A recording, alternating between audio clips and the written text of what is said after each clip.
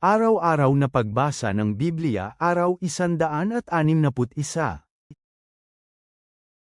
Lumang Tipan. Ikalawang Samuel Kapitulo 15 versikulo 13 hanggang 37, Ikalawang Samuel Kapitulo 16 versikulo 1 hanggang 14. Isang mensahero ang dumating kay David na nagsasabing, sumusunod kay Absalom ang mga puso ng kalalakihan ng Israel. Kaya sinabi ni David sa lahat ng kanyang lingkod na kasama niya sa Jerusalem, tumayo at tumakas tayo, o walang isa sa atin ang makakaligtas mula kay Absalom. Maghanda para makaalis agad, o mabilis niya tayong maabyutan at magdadala siya ng kapahamakan sa atin at sasalakayin ang lungsod sa pamamagitan ng talam ng espada. Sinabi ng mga lingkod sa hari, tingnan, handa ang iyong mga lingkod na gawin ang anumang ipasya ng aming Panginoong hari. Umalis ang hari kasunod ang pamilya niya ay kasunod niya, pero iniwan ng hari ang 10 babae na mga kerida, para pangalagaan ang palasyo. Pagkatapos makaalis ng hari at ng lahat ng taong kasunod niya, huminto sila sa huling bahay. Lumakad kasama niya ang kanyang buong hukbo at nauna sa kanya ang lahat ng mga taga-Seret, at lahat ng taga-Pelet, at lahat ng taga-Gat, ang lahat ng Pelatheo at ang lahat ng Geda, 600 kalalakihang sumunod sa kanya ay mula sa Gat. Pagkatapos sinabi ng hari kay Itay ang taga-Gat, bakit sumama ka rin sa amin? Bumalik at manatili kasama ni Haring Absalom, dahil isa kang dayuhan at isang pinalayas. Bumalik sa iyong sariling lugar. Yamang kahapon ka lang umalis, bakit maglalakbay kami kasama ka? Hindi ko alam kung saan ako pupunta. Kaya bumalik at isama ang iyong kababayan pabalik. Naway mapasa iyo ang katapatan at pagkamatapat.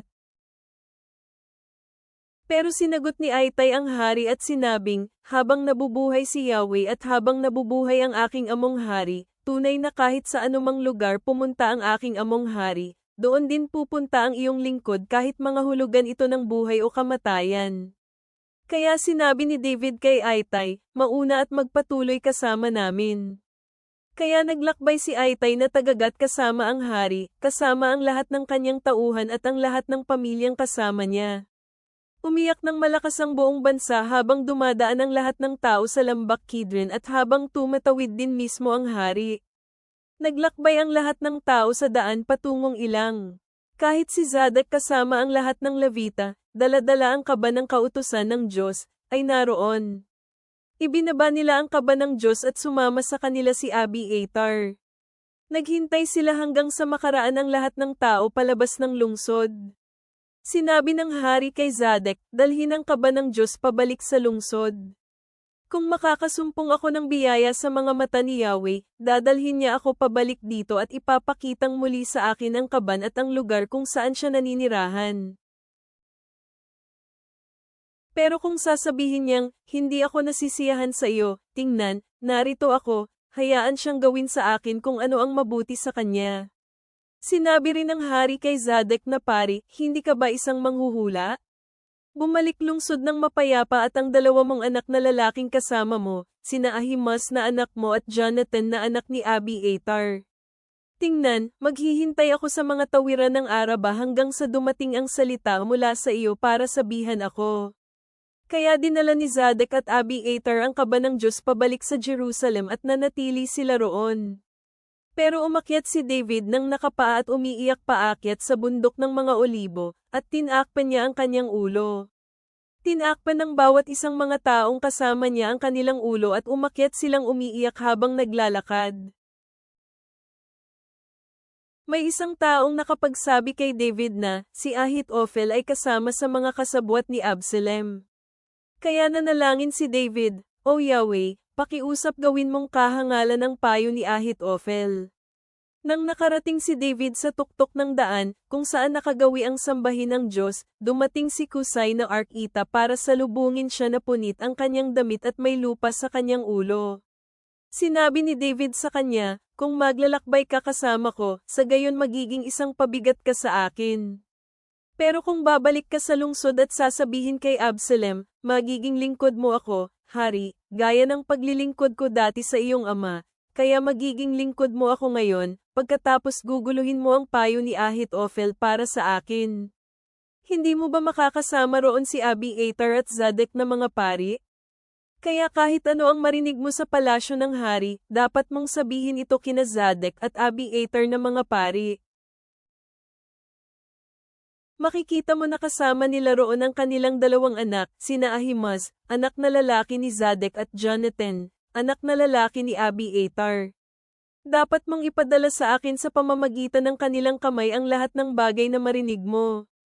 Kaya pumunta si Kusai, kaibigan ni David sa lungsod habang dumating at pumasok si Absalom sa Jerusalem.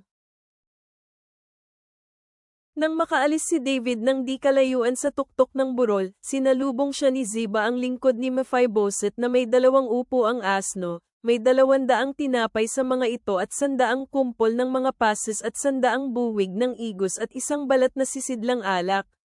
Sinabi ng hari kay Ziba, bakit mo dinala ang mga bagay na ito? Sumagot si Ziba, ang mga asno ay para sa sambahayan ng hari para sakyan at ang mga tinapay at mga mamon na igos ay para sa iyong mga tauhan para kainin at ang alak ay para sa sinumang mahihilo sa ilang para inumin. Sinabi ng hari, at nasaan ang apo ng iyong Panginoon?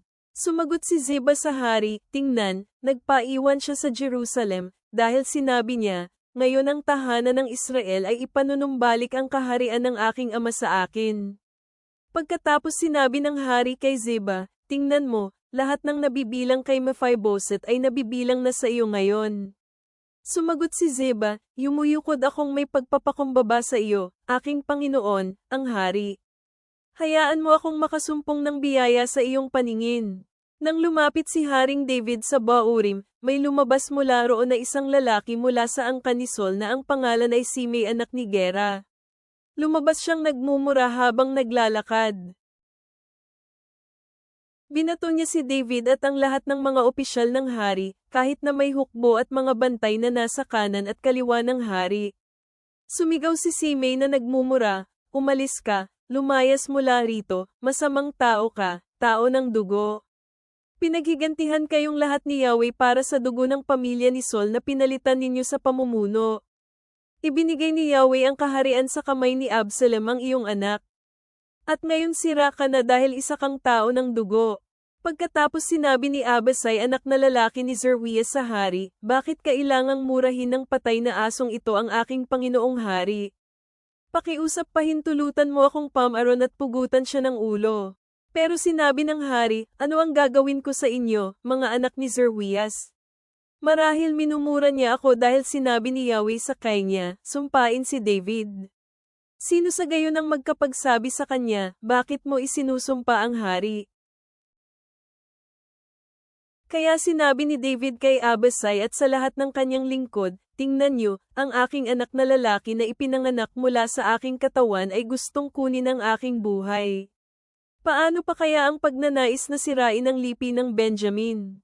Iwan siyang mag-isa at hayaan siyang magmura, dahil inutusan siya ni Yahweh na gawin ito. Marahil mamasdan ni Yahweh ang kapighatiang ipinataw sa akin at gantihan ako ng mabuti dahil sa pagmumura niya sa akin ngayon. Kaya naglakbay si David at ang kanyang mga tauhan sa daan, samantalang si Simei ay sumabay sa kanyang tabi paakyat sa dalisdis ng burol, nagmumura at naghahagis sa kanya ng lupa at mga bato. Pagkatapos napagod ang hari at ang lahat ng taong kasama niya at nagpahinga siya nang huminto sila ng gabi na. Bagong Tipan, Acts 6, Acts 7:1-19. Ngayon sa mga araw na ito, nang ang bilang ng mga alagad ay dumarami, nagsimula ang reklamo mula sa mga Helenisto laban sa mga Hebreo, sa dahilan na ang kanilang mga babaeng balo ay napapabayaan sa araw-araw na pamamahagi ng pagkain. Tinawag ng 12 apostol ang marami sa kanilang mga alagad at sinabi, hindi nararapat para sa amin na pabayaan ang salita ng Diyos upang maglingkod sa mga hapag. Mga kapatid, nararapat na pumili kayo ng 7 mga lalaki na mula sa inyo, mga lalaking may mabubuting pagkatao, puspos ng espiritu at karunungan, na maaari naming ilagay sa trabahong ito. Ngunit kami ay palaging magpapatuloy sa pananalangin at sa ministeryo ng salita.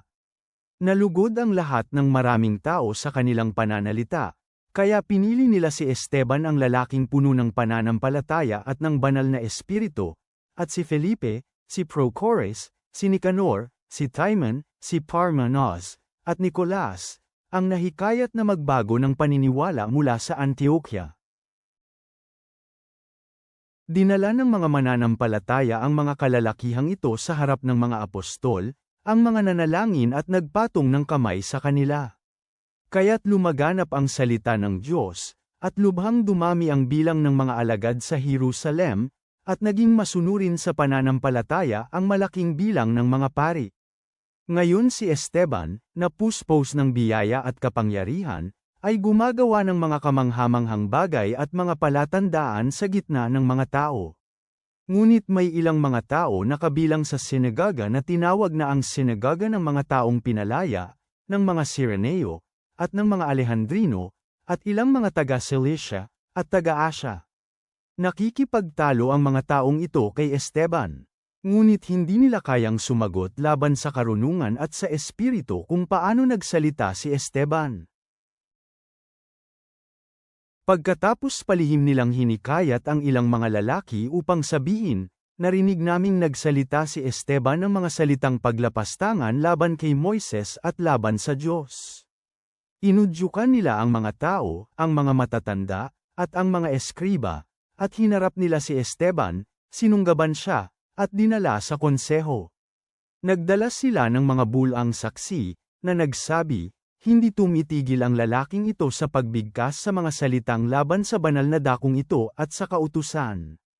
Sapagkat narinig namin siya na nagsasabing sisirain ni Jesus ng Nazare ang lugar na ito at papalitan ang kaugalian na ipinasa sa atin ni Moises. Ang lahat ng nakaupo sa konseho ay nakatutok ang kanilang mga mata sa kanya at nakita nilang ang kanyang mukha ay katulad ng sa mukha ng anghel. Sinabi ng pinakapunong pari, totoo ba ang mga bagay na ito? Sinabi ni Esteban, mga kapatid at mga ama, makinig kayo sa akin, ang Diyos ng kaluwalhatian ay nagpakita sa ating ama na si Abraham noong siya ay nasa Mesopotamia, bago siya nanirahan sa Haran, sinabi niya sa kanya, iwan mo ang iyong lupain at ang iyong mga kamag-anak at pumunta ka sa lupain na ipapakita ko sa iyo. Pagkatapos iniwan niya ang lugar ng mga Koldeo at nanirahan sa Haran, mula doon, matapos mamatay ang kanyang ama, dinala siya ng Diyos sa lupain na ito, kung saan kayo naninirahan ngayon. Wala siyang ibinigay na anuman dito bilang pamana sa kanya, wala, kahit na sapat man lang na paglagyan ng paa. Ngunit siya ay nangako, kahit na wala pang anak si Abraham, na kanyang ibibigay ang lupain bilang pag-aari para sa kanya at sa kanyang magiging kaapo-apuhan na susunod sa kanya. Nakikipag-usap sa kanya ang Diyos ng katulad nito, na ang kanyang kaapo-apuhan ay panandaliang maninirahan sa ibang lupain, at dadalhin sila ng mga naninirahan doon sa pagkaalipin at pakikitunguhan sila ng masama ng 400 taon. At hahatulan ko ang bansa kung saan sila ay magiging alipin, sabi ng Diyos, at pagkatapos lalabas sila at sasambahin ako sa lugar na ito. At ibinigay niya kay Abraham ang tipan ng pagtututli. Kaya si Abraham ang naging ama ni Isaac at tinuli siya sa 8 araw, si Isaac ang naging ama ni Jacob, at si Jacob ang naging ama ng 12 patriyarka.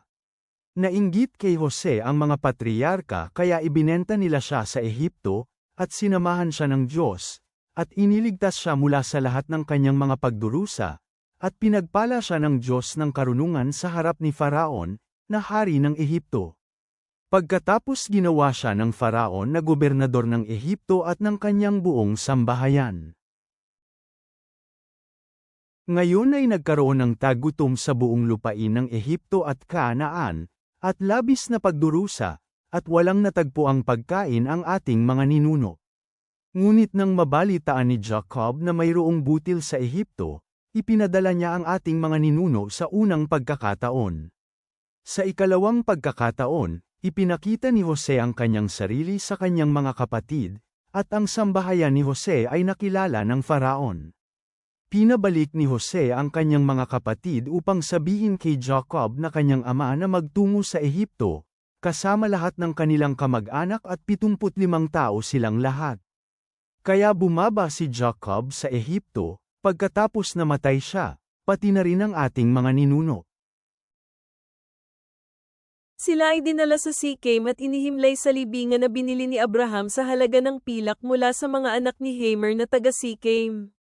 Habang papalapit ang panahong ipinangako ng Diyos kay Abraham, ang mga tao ay lumago at dumami sa Ehipto, hanggang sa may tumayo na ibang hari sa buong Ehipto, isang hari na hindi alam ang tungkol kay Jose. Siya din ang hari na nanlinlang sa ating mga kababayan at nagmalupit ng labis sa ating mga ninuno, na kinailangan nilang itapon ang kanilang mga sanggol upang makaligtas. Mga awit, Psalm 71:19-24. Ama naming nasa langit, kami ay lumalapit sa iyo na may mga pusong naghahanap ng gabay at lakas habang kami ay dumadaan sa mga pagsubok ng buhay, tulad ng naranasan ni David sa pagtataksil at kahirapan. Tulungan mo kaming manatiling matatag sa aming pananampalataya, tulad ng matapang na pagpapahayag ni Esteban ng katotohanan, kahit nasa harap ng pagtutol. Naway kami rin ay magpahayag ng iyong katwiran at magbalik tanaw sa iyong mga kamanghamanghang gawa sa buong aming mga araw, na nagkakaroon ng aliw at pag-asa sa iyong mga pangako. Habang kami ay nagbabalik tanaw sa aming sariling mga paglalakbay, turuan mo kaming tumugon ng may biyaya at pag-ibig, kahit nasa mahihirap na panahon. Hubugin mo kami ayon sa iyong kalooban at layunin. Amen.